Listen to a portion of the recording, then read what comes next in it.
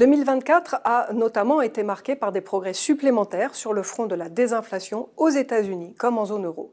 Des progrès suffisants pour ouvrir la voie aux baisses de taux. Alors c'est vrai que la Fed et la BCE n'ont pas tout à fait suivi le même calendrier et le même tempo, mais en cette fin d'année 2024, l'ampleur cumulée de leur baisse de taux est identique. 100 points de base. Alors, ceci étant dit, cela suppose que la Fed procède bien à la dernière baisse attendue de 25 points de base lors du FOMC de décembre. 2025 pourrait toutefois être assez différente de 2024, du fait notamment des répercussions potentielles du programme économique de Donald Trump.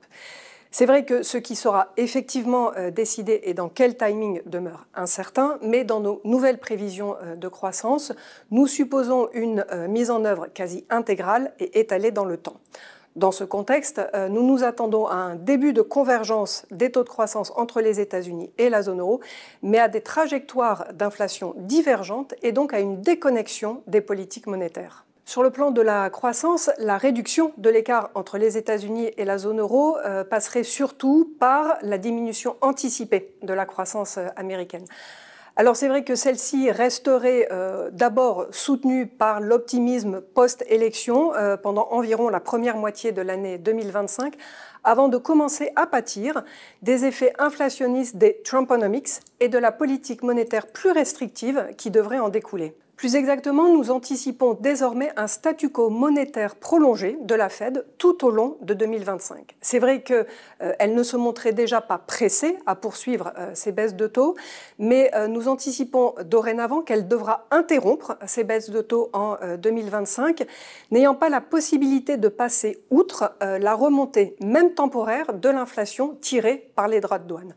En effet, la Banque centrale américaine devrait se montrer plus sensible au risque d'un désancrage des anticipations d'inflation plutôt qu'au risque baissier sur la croissance américaine. Du côté de la zone euro, le renforcement attendu de la croissance devrait rester limité et contraint par un nombre accru de vents contraires par rapport aux facteurs de soutien existants.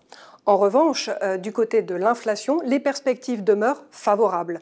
Le retour à la cible d'inflation de 2% devrait être sécurisé en 2025, les pressions désinflationnistes l'emportant sur les facteurs haussiers.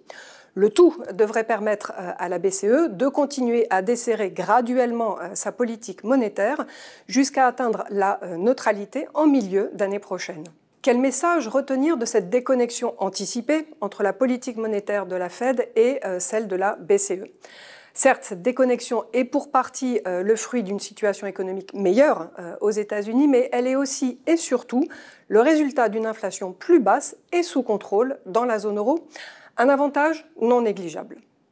Merci de votre attention aujourd'hui. Nous vous souhaitons à toutes et à tous de très belles fêtes de fin d'année.